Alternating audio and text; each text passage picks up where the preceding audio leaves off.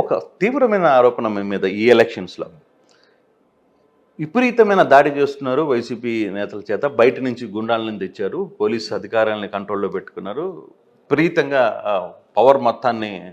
Power Mang చేసి ఇది ఆహారాన్ని అంతా గుప్పిట్లో తీసుకునే ప్రయత్నం బీటెక్ రవి చేస్తున్నాడు అనేది. అన్న వాస్తవంగా జరిగిన 2 సంఘటనలు క్లారిటీగా సైదాపురం చంటి అనే అతన్ని జరిగిందన్నారు కదా, అంటే టెక్నికల్గా అవును. మాట్లాడుతున్నాను. ఎస్. అతను వైఎస్ఆర్సీపీ మా అతన్ని దాడి చేశాడు. అతను ఇండిపెండెంట్గా పోటీ చేస్తున్నారు. నామినేషన్ చేశాడు. ఎక్కడ క్లారిటీ ఉంది చెప్పండి? హ్మ్. అంటే ఓకే. ఓకే. వాళ్ళది సరే దాడి జరిగింది, ఆ రోజు ఏం జరిగింది అనేది అది పక్కన పెట్టండి. వాళ్ళ వర్షన్కు నేను ఈ సమాధానం చెప్తే వాళ్ళు ఏం దీనికి ఆన్సర్ ఇస్తారు? ఇంతవరకు ఆన్సర్ ఇలా.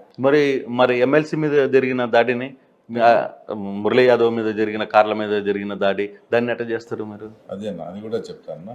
అదే అదే రమేష్ యాదవ్. రమేష్ యాదవ్ది వచ్చేసి అంత ముందు రోజు అది జరిగింది.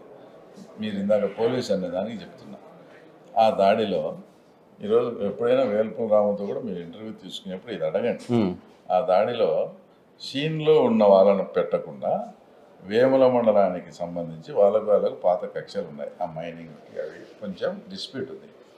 ఆ మైనింగ్ దాంట్లో ఎవరైతే ఇంటర్ఫీర్ అయినారో వాళ్ళ పేర్లన్నీ వేల్పుల రాము ఆడపెట్టి ఎఫ్ఐఆర్లు రాపించారు. మీరు మనకు పోలీస్ మాకు ఫేవర్ అంటే అది 100% తప్పుడు కేసు. వాళ్ళు సీన్లో లేరు, సెల్ టవర్స్ చూసుకున్నారు, లేరు. దాడి అయితే జరిగింది కదా. వాళ్ళు స్క్రిప్ట్ రాసి పొన్నవోలు సుధాకర్ రెడ్డి స్క్రిప్ట్ పంపిస్తే దాని ఘటన జరిగిన 2 గంటల తర్వాత లేని వాళ్ళందరినీ పెట్టి చేసినారు. ఇంత ఉద్రిక్తమైన పరిస్థితులు అటాక్ జరిగిన దాంట్లో లేని కేసులు, లేని సంబంధం లేని వాళ్ళని కేసులు పెడితే ఎట్లుంటుంది? అదే దానికి కారణం. ఆ రోజు కూడా రెండో దానికి మొదటి కేసులో సంబంధం లేని వ్యక్తులు పెట్టారని వేముల గ్రామానికి సంబంధించిన 10-12 ఎస్సీ పిల్లలను పెట్టారు. వాళ్ళకి అక్కడ మైనింగ్ డిస్ప్యూట్ ఉంది, అతనికి వాళ్ళందరినీ దాంట్లో ఇరికిచ్చాడు. అవతల రోజు ప్రచారంలో వాళ్ళు టీడీపీ కాబట్టి రోజు వస్తున్నారు. అదే రోజు మాకు నల్గొండవరపల్లెకు ప్రచారం చేసుకునే దానికి పోలీసులు అనుమతి ఇచ్చారంటే అఫీషియల్ కాదు. వీళ్ళకు నల్గొండవరపల్లె వాళ్ళకు ఇచ్చింది కనంపల్లి, మోట్నూతలపల్లి ఇచ్చారు. ఆ ఊళ్ళో అవినాష్ గారు ప్రచారం చేసుకుంటూ ఉన్నాడు. ఇది జరిగే టయానికి ఆయన ప్రచారంలో ఉన్నాడు. మాకు సాయంత్రం ఇచ్చిన దాంట్లో మా వాళ్ళు ఎవరైతే ఇంట్రెస్ట్గా ఉంటారో ఒకతను నాగేంద్ర అని వాళ్ళ ఇంటి దగ్గరికి పోయి వీళ్ళు ఒక రకంగా బలవంతము అది చేస్తూ ఉన్నారు. అంటే మా ఎందుకు ఫ్యూచర్లో జగన్ వస్తుంది, ఇక్కడ జగన్ కాదని మీరేం చేయగలరు? ఈ రకంగా అది ప్రలోభమా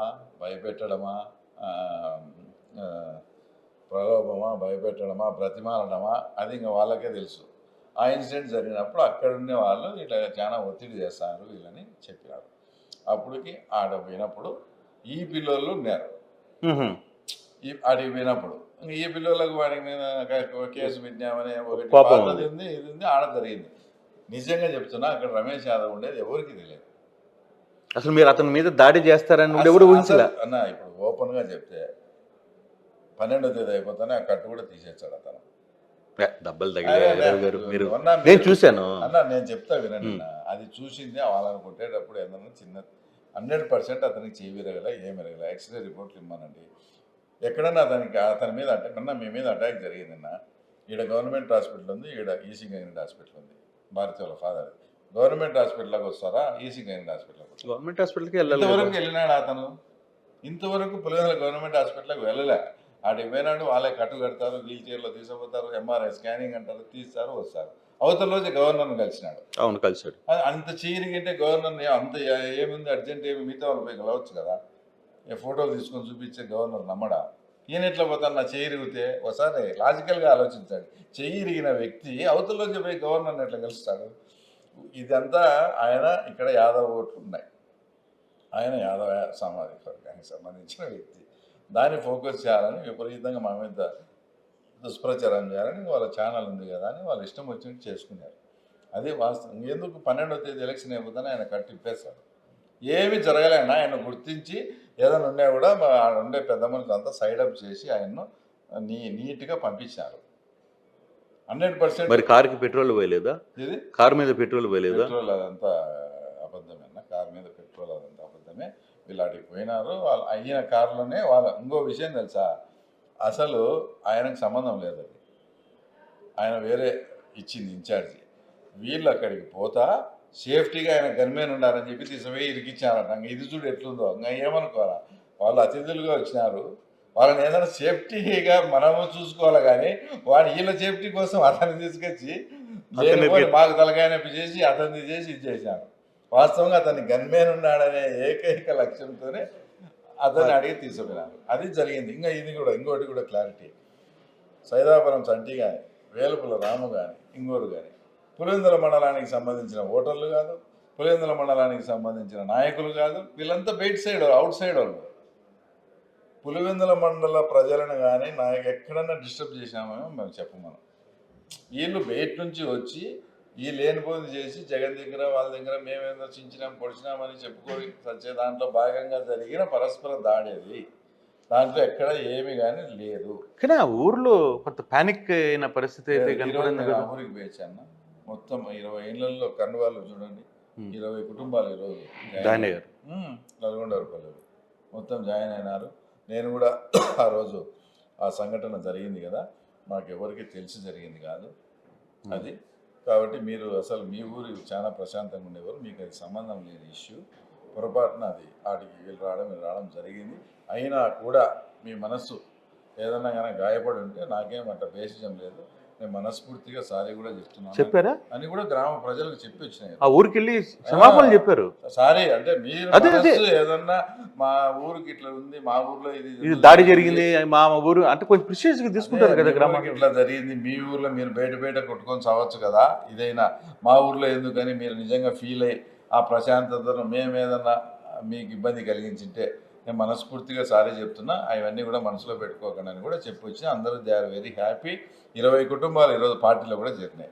ఒక చిన్న ఇష్యూ అన్న, అంటే మీరు గతంలో అంటే చాలా సీరియస్ ఒక ఇంటర్వ్యూ, మంచి ఇంటర్వ్యూలోనే మీరు ఒక మాట చెప్పారు, జగన్మోహన్ రెడ్డి నా మీద దృష్టి పెడితే, ఒక అరగంటలో దృష్టి పెడితే, అరగంట చాలు నాకు, నేను ఉండను అని చెప్పి మీరు అదే ఓపెన్ హార్ట్ దాంట్లో చెప్పిన, మీకేం భయం లేదా అది ఇదంటే, భయం ఏముంది అని అన్నారు కదా. నేను చెప్పేది ఏంటంటే, భయము మీరు ముఖ్యమంత్రి కదా భయపడతారు కదా అన్న దానికి భయం ఏముంది. ఆయన అనుకుంటే ఖచ్చితంగా ఒక ముఖ్యమంత్రి వీడు ఖచ్చితంగా లేపేయాలని అనుకుంటే ఒక అర్ధగంట పని అది ఎప్పుడైనా వచ్చినా కూడా నేను సిద్ధంగా ఉన్నానని చెప్పడంలో భాగంగా అలా చెప్పినాం అంతే. మరి దాన్ని పట్టుకొని బీటెక్ రవి జగన్కు సర్టిఫికేట్ ఇచ్చాడంటే అట్లా కాదు నేను అడిగేది.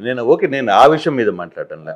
మరి కొంత మీకు మైండ్లో ఉంది మొదటి నుంచి కూడా, పులివెందుల్లో వాళ్ళ హవా నడుస్తూ ఉంది అని తెలిసి కూడా మళ్ళీ మీరు ఈ దాడులు వీటిని, అంటే ఇప్పుడు జరిగిన వరుస సంఘటనలు కొత్త ఇబ్బందికరమైన అంశం కదా. రేపు అంటే ఈ రోజు వరకు ఓకే, ఈరోజు మీరు అధికారంలో ఉన్నారు, మీకు సపోర్ట్ ఉంది, లేదు ఇంకోటి ఉంది, ఫర్దర్గా రేపు జరగబోయే ఏదైనా ఇష్యూ చాతే అప్పుడు మీకు కొంత ఇబ్బందికరమైన అంశాలు వాళ్ళకు తెలుసు. 100% మనమే దాడులు చేసి ఇంకోటి చేసి దీనివల్ల ఇంకోటి నిజంగా చెప్తున్నా, వాళ్ళు నమ్మినా నమ్మకపోయినా మేము గన ఈడ ఒక భయంకరమైన వాతావరణాన్ని సృష్టించి ఎలాగైనా కానీ పులివెందులో గెలవాలని ఏదంటే అది చేసిపోయినా కూడా మా ముఖ్యమంత్రి గారు సీఎం ఆఫీసు కూడా నన్ను రాని, అంటే మీకు ఆ డైరెక్షన్ ఉంది క్లియర్గా 100%. ఆయన మనస్తత్వం మేము ఈ మధ్య తెలుసు, అపోజిషన్లో ఉన్నప్పుడు గంటలు మాట్లాడుతూ ఉన్నాము. ఆయన మనస్తత్వం మాకు తెలుసు. ఇట్లా అల్లరగా చేసి అది చేసి ప్రజాస్వామ్యాన్ని కూని చేసి ఈ రకంగా వచ్చిన గెలుపును ఆయన ఆస్వాదించడు. అందుకేనా ఈ 2 రోజులు సైలెంట్గా ఉంది, అంటే ఈ దాడులు జరిగిన వరుసగా 3 రోజుల నుంచి ఎక్కడ ఇష్యూ జరగకుండా మెయింటైన్ చేశారు సీఎంఓ నుంచి. మేము మా వాళ్ళకు చెప్తున్నాము, ఏంది ఇది పద్ధతి కాదు, ఇది పార్టీ కూడా క్షమించదు, ఇట్లాంటివి మీరు మా కంట్రోల్లో లేకుండా పోతా అంటే నేను ఎలక్షన్ అయినా డ్రాప్ అవుతా అని మేము మా వాళ్ళకి సీరియస్ వార్నింగ్ కూడా ఇవ్వడం జరిగింది. దాంట్లో తప్పేం లేదు. అది కొందరికి నచ్చినా కొందరికి వాళ్ళు అప్పుడు అంతా చేయలేదు, మీరు 30 ఏళ్ళ నుంచి చేయలేదా అది ఇదని. అయితే ఒక విషయం అయితే మా వాళ్ళు మటుకు హ్యాపీగా ఉన్నారు మా, ఎందుకంటే వైఎస్ కుటుంబం దాదాపు ఒక 40 years నుంచి పులివెందుల్లో అతి భయంకరంగా ఇంజస్టిస్ చేసి ఈరోజు వైఎస్ కుటుంబీకులు మొత్తం లీడర్లందరినీ వేసుకొని పులివెందుల్లో వీ వాంట్ జస్టిస్ అంటే చాలా హ్యాపీగా ఉంది మా చెవులకు. భయం చూపించారా? చాలా అంటే అదంతా నాకు అంతే కదా, దాని అర్థం అంటే ఒక భయం చూపించారు కదా. ఇన్ని ఏళ్ళు మీరు ఇన్జస్టిస్ చేసి ఈరోజు వీ వాంట్ జస్టిస్ అంటే అది ఒక సో వినేదానికి చూసేదానికి చాలా వినసొంపుగా ఉందని మా కార్యకర్తలు ఎందుకు చెప్పారు. అంటే ఒక రకంగా మీరు ఒక భయాన్ని అయితే సృష్టించారు. అంటే వాళ్ళకి అన్యాయం జరిగిందని రోడ్లు ఎక్కడం ఈ 40 ఏళ్లలో ఇదే ఫస్ట్ టైం అంట. నిజమే కదా. ఈసీల ముందు కూర్చోవడం కావచ్చు, ధర్నాలు చేయవచ్చు, లేకపోతే ఇంకోటి చేయడం. పులివెందుల్లో ఇంతమంది నాయకులు అంటే మామూలుగా ఒక చిన్న ఏదైనా బయట ఎలక్షన్ జరిగితే పులివెందుల నుంచి జనాలు బయటికి పోయి ఎలక్షన్ చేస్తుంటారు కదా. ఈసారి పులివెందుల్లో ఉన్న ఎలక్షన్కి బయట నుంచి నాయకులు వచ్చి ఇక్కడ సపోర్ట్ చేయాల్సిన పరిస్థితి. ఎందుకు పేరెత్తారని నాకు ఇబ్బంది కలిసి పనిచేశాను. ఆయన సతీష్ రెడ్డి వచ్చి ఫస్ట్ రోజే పులివెందులు అంటే జగన్మోహన్ రెడ్డి అడ్డా, ఇక్కడ ఏంది లేదు, ఇది పులివెందులు అంటే జగన్మోహన్ రెడ్డి అడ్డా కదా. నేను మీతో మేము 24%లోనే ఉన్నాము, నేను వీక్గా ఉన్నా, దాన్ని డెవలప్ చేసిందని నేను ఓపెన్గా చెప్తాను. నా డెవలప్మెంట్లో భాగంగా వీళ్ళంతా వచ్చారు. అది నాని కానీ మీరు జగన్మోహన్ రెడ్డి అడ్డా కదా, ఎందుకు రమేష్ యాదవ్, ఎందుకు రాజమల్లి ప్రసాద్, ఎందుకు రామ్ సుబ్బారెడ్డి అన్న, ఎందుకు వీళ్ళంతా రావాలనో చెప్పమను. జగన్మోహన్ రెడ్డి అడ్డా కదా, కేతిరెడ్డి వెంకటరామరెడ్డి ఇది జగన్మోహన్ రెడ్డి అడ్డా కదన్న. అడ్డా అయినప్పుడు వాళ్ళ అవసరం ఏముంది, వాళ్ళ అవసరం ఏముంది చెప్పడం. అంటే మీరు అంత భయం అంటే మీరు పోలీసులను అడ్డం పెట్టుకుని, రౌడీలను అడ్డం పెట్టుకుని ఇంత భయాన్ని సృష్టించారు. ప్రశాంతంగా ఇప్పుడు పులివెందుల్లో వాళ్ళ అధికారంలో ఉన్నప్పుడు ఎటువంటి గొడవలు జరగలేదు, ప్రశాంతంగా ఉన్నాం మేము ఇప్పుడు దాకా, ఎటువంటి మా మధ్య గొడవలు లేవు. అటువంటిది ఇప్పుడు ఈ 1 సంవత్సరంలోనే ఇటువంటి భయాన్ని సృష్టించే ప్రయత్నం కూటమి ప్రభుత్వం చేస్తుందనేది కదా వాళ్ళు మాట్లాడుతున్నారు. వాళ్ళేమి ఈరోజు 4 నుంచి ఎవరు ఉండరు, వాళ్ళు ఉండరు, ఇంకా మా వాళ్ళు ఉండరు.